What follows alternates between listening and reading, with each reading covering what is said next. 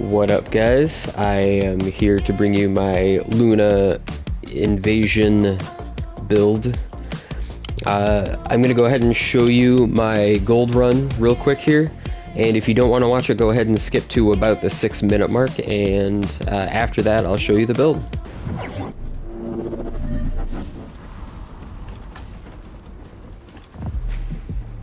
This is a phase separation which uses inversion energy.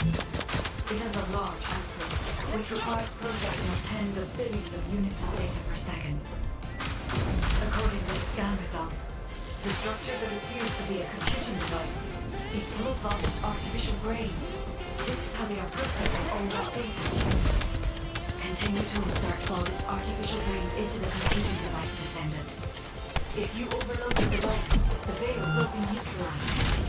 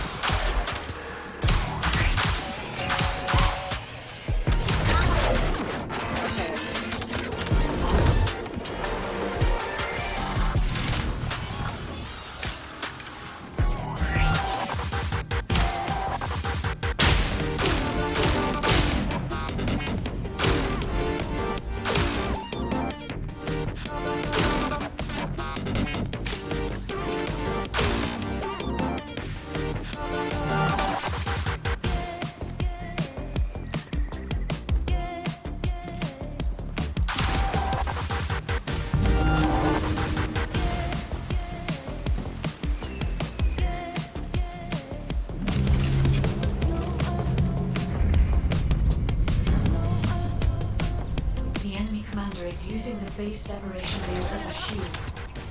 If you overload the computing device, you can create an opening to attack the commander directly.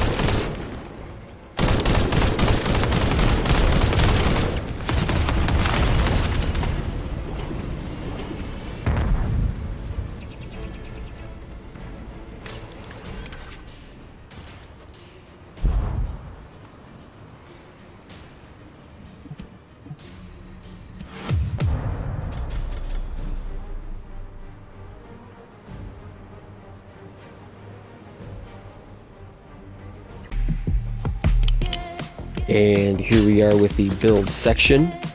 I'm going to show you how pretty nuts this is here. Just real quick on some of the damage.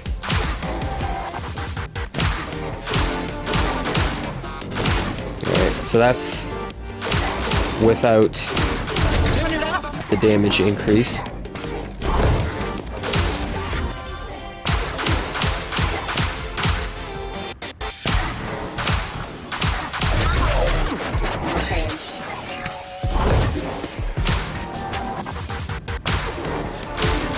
Actually, let those stacks drop. It's pretty easy to drop these if you're not spamming them often enough.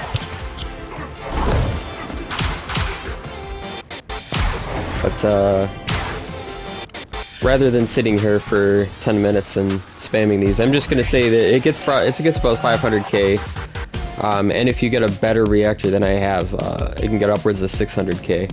So with that, let's show you the build. For your reactor, you want crit hit rate and crit hit damage, both very important. That's how you're going to get to 100% critical hit rate. I think you need at least a purple critical hit rate. A blue might get you just a little bit under that, but it depends.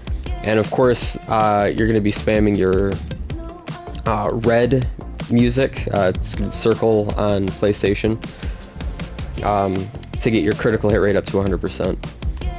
The guns don't really matter because you're going to be having, you know, your whatever. Just pull that gun out and then pop your X or your 1, and you'll get the bonus. It's not hard. So let's get into the mods. Dodge Noise Surge should be obvious. You do kind of need a full build for this. You could drop a couple things to lose out on some damage, but you really want that full mod capacity. It really helps, and that includes being at level 20. So skill insight, of course, for critical hit rate. You're going to want all the critical stuff. You're going to want front lines, you're going to want emergency measure, and you're going to want a singular, or not, skill insight and skill concentration. Yeah, so you're gonna have all 4 critical hit mods on, and you're just gonna do massive damage. HP collector is huge for invasions. That's what's gonna give you your survivability. 9% every 2 seconds is pretty big, and if you get shot then pretty hard, then you can always grab a health cube. There's usually plenty laying around with her, killing everything around her. Iron defense. Now, the reason we want this is because it's got skill power modifier, so you're going to want this over spear and shield. And you're going to want that on pretty much any character with a low skill power modifier, so like 148 to 160% is a pretty big jump, because that's a multiplier on your base skill damage, as opposed to just raising your skill power by itself. And I've tested every single combination between iron defense with spear and shield, and which other things to use, and this is going to give you the most damage. I spent hours, almost a whole day, testing these out, so just trust me on this one. Front lines, and those is your criticals. Maximize skill, absolutely monster damage increase on this character. Skill cooldown doesn't matter because it's a mini game you're playing. The only time it comes up is if you miss a note. You can't play that note for 50% longer than you otherwise would, which isn't a huge deal.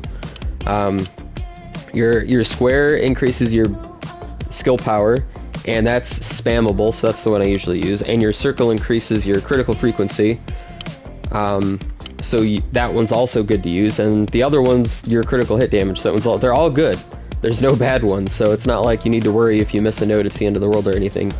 So unless you somehow miss 3 notes in a row and all 3 of them, like you're gonna be fine. I've never had that happen.